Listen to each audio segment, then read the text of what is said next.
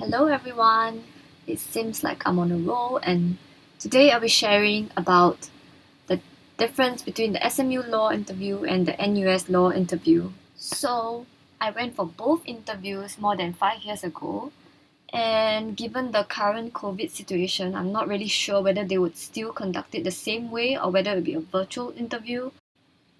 How did I do for both interviews?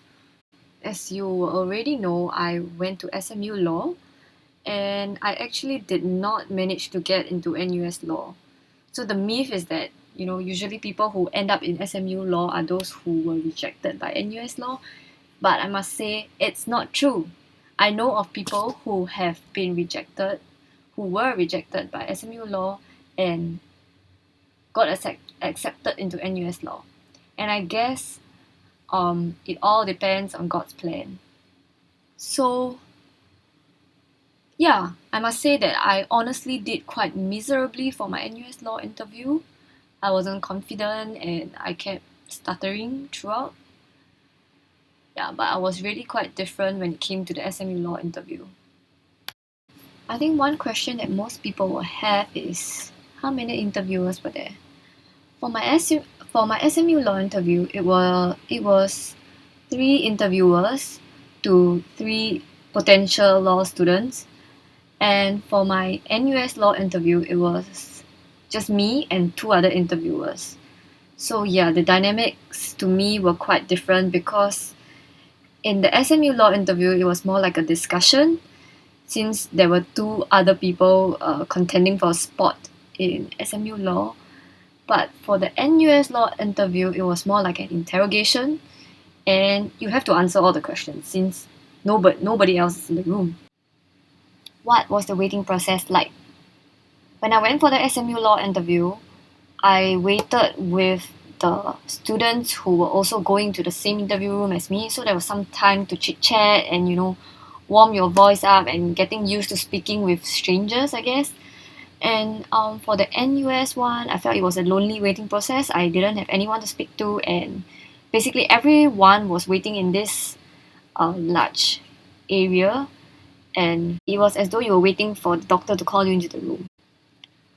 What kind of questions were asked? I'm sure many of you will want to know how to prepare for an interview, and I may do a recording on that for my next video, but in this recording, I'll just share briefly. It varies depending on the interviewer you get. So there is one flaw in the interview system in that they do not have consistent questions across all rooms and across all professors, and each professor will ask whatever they feel like asking. At least that was what it seems to me, because when I discussed with my friend what questions he got, we had completely different questions. So for me personally in NUS, I was asked about the legal system, and honestly I found it quite an unfair question. I mean, considering how I have not started studying law and whatever I know would just be really basic and I would not be able to give a very comprehensive answer, I would say. However, my friend who also went for the NUS Law interview, his questions were not about the legal system and they were more commonsensical questions. One example that I remember was if, for instance, if you are playing sports and your opponent happens to hit the ball and injure you, so do you think you would have a claim against the opponent? Yeah, something along those lines. That may not be the exact phrasing, but it was quite a commonsensical question. Yeah. So for my SMU Law interview, the questions that I got were completely different. It was mainly about my resume, asking me about my interests and my opinion on whether Singaporeans complain too much, something along those lines. Because I wrote about something similar in my resume, and the very typical question of why you want to do law. Yeah, so the questions truly vary, and you just have to come prepared to answer anything they might ask.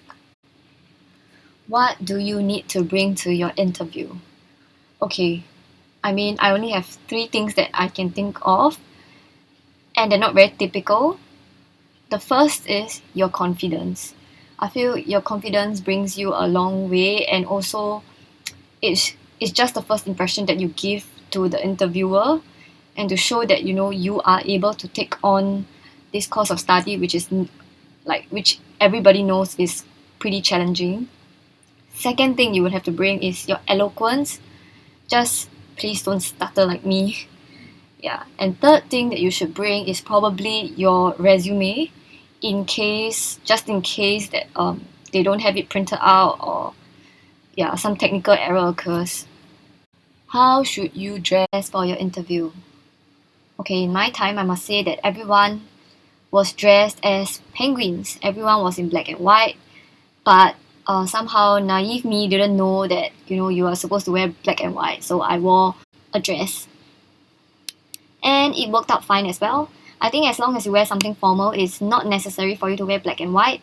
I mean, if you want to stand out, you can dress in a different color, but if you wear black and white, there will certainly be no issue in that everyone will be dressed the same. How important is the interview as compared to the written test? So for those of you who don't already know, there will be two components to determine your suitability for law school. The first one will be the oral interview, and the second will be the written test. So I would say that the oral interview is very, very, very, very important.